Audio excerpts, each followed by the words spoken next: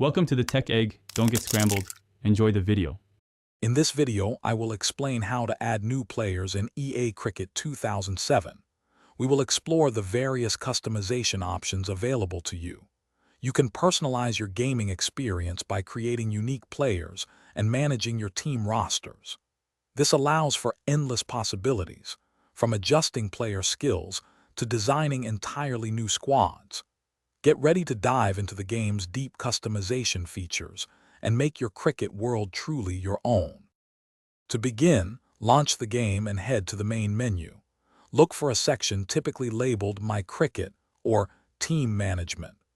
Once there, you will find options to either select an existing team for modifications or start fresh by creating a completely new custom squad.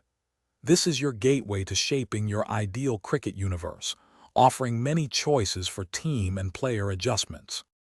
Now let's delve into player customization. You can modify various aspects, from a player's name and nationality to their specific batting and bowling styles.